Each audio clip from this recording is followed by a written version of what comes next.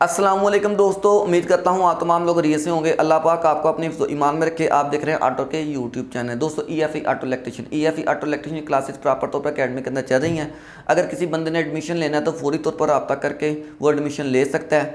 और इसके अलावा अगर किसी बंदे ने मेरे पास नहीं आना चाहता तो उसके लिए भी मैं उसके स्कोप के लिए भी वीडियो यूट्यूब पर टिकटॉक के ऊपर एज अ क्लिप के तौर पर अपलोड कर रहा हूँ, तो आप उसके ऊपर पूरी हेल्प आपको मिल जाएगी। ठीक है। अब अगली बात इस तरह है कि बहुत सारे लोग मुझसे एक सवाल करते हैं कि वो कहते हैं कि जनाब मुझे एक बात बताएं कि ये ऑटो इलेक्ट्रिशियन का जो कंप्यूटर गाड़ियों का ये स्कोप क्या है।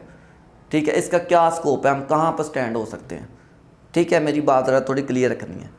मेरी एक बात आप लोगों ने जहन के अंदर रखनी है, ऑटो इलेक्ट्रिशियन का स्कोप क्या है। देखिए मेरी बात समझें, जब ये काम आप समझ लेते हैं, जब आप ये काम सीख लेते हैं तो आपके क्या क्या चीज़ें आपके जहन में आ जाती हैं। पहली बात तो ये है कि अगर आपके हाथ खुल जाते हैं काम के अंदर, तो बहुत सारे ऐसे लाहौर के अंदर, इस्लामाबाद के अंदर, पिंडी के अंदर, कराची के अंदर या आपके अपने इलाके के अंदर या मुख्तलिफ शहरों के अंदर जो बड़े बड़े शहर हैं वहाँ पर जो आपके इलेक्ट्रिशियन काम कर रहे होते हैं, वहाँ पर भी उनको ऐसी जगह मिल जाती है कि जहाँ उनको इलेक्ट्रिशियन की ज़रूरत होती है। कोई बंदा को 1000 की सैलरी के ऊपर रख लेता है दिन का, कुछ 1500 दिहाड़ी के ऊपर रख लेता है, कुछ को 2000 के ऊपर दिहाड़ी। आपके काम पर डिपेंड करता है ना। अगर आप बहुत उतले लेवल का काम करते हैं, हाई लेवल का काम करते हैं, आपको 2000 पे करता है, कोई 1500 पे करता है, कोई 1000 पे करता है। यानी कि जिस लेवल का आप काम कर सकते हैं उस लेवल का आपको आपके अपने इलाके के अंदर वो आपको एक मार्जिन दिहाड़ी के तौर पर आपको दे देते हैं, ताकि यहाँ आने वाले गाड़ियों के मामलों को हल किया जाए। दूसरा स्कोप ये होता है कि आप किसी कंपनी में एडजस्ट हो सकते हैं, जैसे कि आप तो को हुंडई में, किया में, हैवल में, MG में, मर्सिडीज़ में। ठीक है, पाकिस्तान के अंदर मर्सिडीज़ के शोरूम तो कम में है नहीं है, लेकिन वो इस्लामाबाद पिंडी के अंदर है। लेकिन मैं आपको बात के लिए करता हूँ कि अगर आप लगना चाहते हैं तो आप सुजुकी में लग सकते हैं, टोयोटा में लग सकते हैं, हुंडा में, हुंडई में, किया में, इन कंपनियों के अंदर आप लग सकते हैं। ठीक है, अब इनके अंदर भी सैलरी आपको तकरीबन 30,000 प्लस ही मिलती है। कुछ 35 देते हैं, कुछ 40 देते हैं। वो आपके काम पे डिपेंड करता है आप किस लेवल के हैं। ठीक है, आप कम से कम अपना म्यार सीधा करें, आप अपने आप को इतना इम्प्रूवमेंट कर लें। आपको इस काम के अंदर भाई हुनर जो होता है ना, हुनर वाला बंदा कभी भूखा नहीं बैठता। ये बात मेरी जहन के अंदर रखनी है। जिस बंदे के हाथ के अंदर हुनर है ना, वो बंदा कभी मैं कहता हूँ कि वो बंदा फजूल नहीं होता। वो कुछ ना कुछ कमा लेता है, घर के अंदर कुछ ना कुछ रोटी दाना पानी ले जाता है। ये बात मेरी क्लियर रखनी है।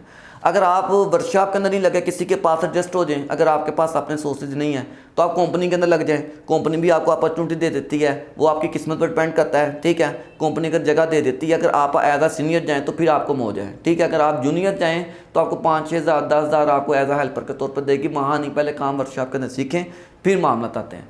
अगर आप इसके अलावा भी नहीं है तो अगर आपके पास कोई थोड़े बहुत कुल कम से कम 1 लाख 1.5 लाख रुपया है तो आप अपने इलाके के अंदर छोटा सा ठिया बना लें, कोई वर्कशॉप बना लें, कोई थोड़ी छोटी सी दुकान बना लें, उसके अंदर बैठ के आप काम करना शुरू कर दें। आपके पास वो भी काम नहीं ख़त्म होता, क्योंकि अल्लाह पाक बरकत डालता है। आपको यकीन अल्लाह पाक की ज़ात के ऊपर हो, आपको अल्लाह पाक रोज़ी देगा इंशाल्लाह। ठीक है, अगर आप काम कर सकते हैं, आपके अंदर अपने अंदर इम्प्रूवमेंट है तो आप एक ठिया बना लें। मैं बार बार कह रहा हूँ, कोई दुकान बना लें, कोई वर्कशॉप बना लें, वहाँ पर आपको काम अल्लाह पाक रोज़ी देना शुरू कर देता है। ठीक है, आपको वो भी ऑप्शन है। किसी के पास वर्कशॉप के ऊपर दिहाड़ी के ऊपर काम करना, वो भी ऑप्शन है। सैलरी पे काम करना, वो भी ऑप्शन है। किसी कंपनी में एडजस्ट होना, वो भी ऑप्शन है। और अगर सबसे पहली बात जो है कि सोने पे सुहागा, जो सबसे ज़्यादा आपने इस फील्ड के अंदर आपने लाखों रुपए कमाने हैं ना, अगर लाखों रुपए आप कहते हैं मैं लाखों रुपए जोड़ना चाहता हूँ, तो आपको सबसे पहले ये काम करना होगा। ये फील्ड को चूज़ करने के बाद आपके पास ना एक सर्टिफिकेट हो, डिप्लोमा हो। उसके बाद आप चुप करके ना, मैं आंखें बंद करके आपको कहता हूँ, आप यहाँ से वीज़ा पकड़ें। ठीक है, और वीज़ा पकड़ के आप किसी भी कंट्री के अंदर चले जाएँ और वहाँ जाके आपको स्टार्ट सैलरी, अगर सऊदीया की देखा जाए तो आपकी स्टार्ट सैलरी 1500, 1700, 1800 रियाल सैलरी मिल जाती है। ठीक है, आपको ऑटो इलेक्ट्रिशियन के अंदर 1500 रियाल सैलरी आपको स्टार्ट मिलती है, जिसके अंदर रिहाइश मिलती है, रिहाइश कंपनी देती है। खाना पीना आपने खुद होना होता है, लेकिन कुछ कंपनी आपको खाना पीना भी मैनेज करवा देती हैं। लेकिन अगर आप 1800 पे कर लेते हैं, कोई कंपनियाँ 1800 देती हैं, कुछ 2000 देती हैं, कुछ 1600 देती हैं। ठीक है, कोई 2200 तक, कोई 2500 तक, ये कंपनी पे डिपेंड करता है। लेकिन मेरी बात एक जहन में कि स्टार्ट सैलरी आपकी 1500 से 1800 के बीच आपको सैलरी मिल जाती है। ठीक है। तो आप उसको ज़रब दे लें पाकिस्तान कितने बनते हैं, तो आप कम से कम 60 1.5 साल 2 साल कंपनी के मातहत काम करें, फिर आज़ाद वीज़े पर जाएँ, तो अपनी वर्कशॉप बाहर के अंदर बनाएं। क्योंकि जब कंपनी के अंदर जाते हैं, यहाँ से बाहर किसी कंट्री में जाते हैं, तो वहाँ आपको ज़ुबान भी आ जाती है, वहाँ आपको पेट भी आ जाता है, आपने चीज़ कैसे परचेज़ करनी है, कैसे आपने सेल करनी है, कैसे आपने कस्टमर को हैंडल करना है, कैसे, अब आपको सारी लैंग्वेज का पता चल जाता है साल 2 साल के अंदर। फिर आप एक आज़ाद वीज़ा लेके आप नए सिरे से चले जाएँ, आपको कोई परेशानी नहीं होती। आज़ाद वीज़े पे चले जाएं आपको किसी किस्म की कोई परेशानी नहीं होती। ये बात मेरी डन रखनी है आपने, ठीक है। तो आप वहाँ जाके किसी मकैनिक के वर्कशॉप के अंदर जाके आप इलेक्ट्रिशियन का काम शुरू कर दें, अल्लाह पाक रोज़ी के अंदर बरकत डाल देते हैं, ठीक है। आपको परेशान होने की ज़रूरत नहीं है, थोड़ा सा सोचने की कोशिश करें। इस फील्ड के अंदर पैसा ही पैसा है, क्योंकि आने वाला दौर नहीं, मौजूदा दौर ही गाड़ियों का है। हर बंदे की ख्वाहिश गाड़ी है, हर बंदे की ख्वाहिश गाड़ी है।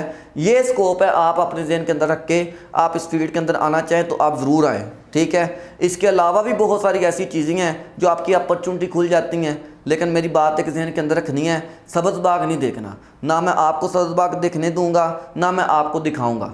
मैं बात एक क्लियर करता हूँ कि हमेशा आपकी मेहनत पर डिपेंड करता है। लेकिन फ़र्ज करें कि एग्जाम्पल है कि आप मेहनत करने के लिए जाते हैं, किसी वर्कशॉप के अंदर जाते हैं, आपको गर्मी महसूस होना शुरू हो जाती है, आप कहते हैं मुझसे गर्मी बर्दाश्त नहीं होती, मैंने करना ही नहीं है। आप किसी इंस्टीट्यूट के अंदर आते हैं तो आप कहते हैं जी मेरा दिल ही नहीं लग रहा, तो आप ही जनाब अगर दिल नहीं लग रहा तो आप यहाँ से बाहर चले जाएंगे, आप कहेंगे मैंने करना ही नहीं है। तो भाई कम से कम अपने आप को डीट करें, अगर आपने इस काम के अंदर आना तो अपने आप को डीट करें, ठीक है। यहाँ पर इस फील्ड के अंदर आपको गालियाँ भी पड़ती हैं, माँ बहनों की गालियाँ पड़ती हैं, इसके अंदर आपको बिला बेतुके के कूलर भी भरने पड़ते हैं, आपको उस्ताद के घर के काम भी करने पड़ते हैं, औजार भी साफ़ करने पड़ते हैं, सफाई भी करनी पड़ती है, और बहुत सारे मामला भी करने पड़ते हैं। लेकिन अगर आप किसी इंस्टीट्यूट के अंदर टाइम लगा के फिर वर्कशॉप में जाएंगे तो फिर तो कोई परेशानी नहीं। लेकिन अगर आप डायरेक्ट वर्कशॉप में जाएंगे तो समझें कि उस्ताद के लिए आप बिल्कुल ठीक है, आपका उस्ताद आपको काम करवाएगा, वो जनाब आपको 6 महीने तक, साल तक वो काम करवाएगा। साल बाद आपको होश आएगा, जैसे मेरे इंस्टीट्यूट के अंदर लड़के आए हैं, साल 2 साल के बाद होश आता है कि यार किसी इंस्टीट्यूट के अंदर बंदे के पुत्र के पास कोर्स कर लेना चाहिए।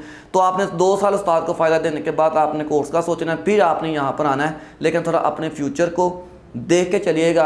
अगर आपने कोई हुनरमंद चीज़ देखनी है तो मैं समझता हूँ कि हुनर के अंदर गाड़ियों के शोबे के अलावा कोई नहीं है। वो चाहे गाड़ियों का इलेक्ट्रिशियन है, चाहे वो डेंटिंग है, चाहे वो पेंटिंग है, चाहे मैकेनिकल है। मैकेनिकल तो मैं नहीं बोलूँगा, खैर डेंटिंग का अपने शोबे के अंदर है, मैकेनिकल का अपने शोबे के अंदर है, और पेंटिंग का अपने शोबे के अंदर है। लेकिन इलेक्ट्रिशियन का शोबा कैसा है कि अगर आपने एक तार भी लगा ली है ना, ठीक है, और अगले बंदे की गाड़ी का मसला हल हो गया है, तो एक तार से मसला हल हो गया, तो उस तार को लगाने से, उसके मसले को हल करने से आप नीचे 10,000 वसूल कर लें। अगर एक गाड़ी के एसी की कूलिंग नहीं हो रही है, छोटे से मसले के मसाइल को हल करने के बाद आप, क्योंकि ये टेक्निकल काम है, यहाँ पर मजदूरी फिक्स होती है, वहाँ बंदा मीर होने के चांसेस कम होते हैं। जैसे कि एक गाड़ी का डेंट पड़ गया तो उसको डेंट को निकालने के लिए किसी ने 2,000 मांगा, किसी ने 3,000, कस्टमर ने जहाँ पैसे कम मांगे वहाँ गाड़ी दिया है, वो तो होगी फिक्स सैलरी, ठीक है। एक होगा पेंटिंग का काम। अब पेंटिंग के ऊपर क्या होता है, उसको पता कि रंग इतने करने का 2,000 लेते हैं, 2,500 लेते हैं, जो आपका 1,500 लेगा कस्टमर उसको गाड़ी दिएगा। लेकिन जो इलेक्ट्रिशियन का काम है ना, इलेक्ट्रिशियन का काम के अंदर जो गाड़ी का फॉल्ट नहीं समझ आ रहा है, आपके पास आया कि मेरी गाड़ी का मसला, आपने कतार से मसला हल कर लिया, आपने मुंह मांग से पैसे आपने ले लिए। ये बात आप अपने जहन के अंदर रखिएगा। स्कोप का मैंने बता दिया, कहाँ कहाँ कैसे कैसे स्कोप आपका चलेगा, कहाँ कहाँ आप इस शोबे के ज़रिए जा सकते हैं, ठीक है। आप अपने जहन से फैसला करके इस फील्ड को चूज़ कीजिएगा, इंशाल्लाह आपको अल्लाह पाक बरकत डालेगा, ठीक है। चैनल को सब्सक्राइब कर लें, बेल आइकन पर जरूर प्रेस कर दें ताकि आप तक आने वाली वीडियोज़ में आसानी के साथ पहुँचा सकूँ। शुक्रिया।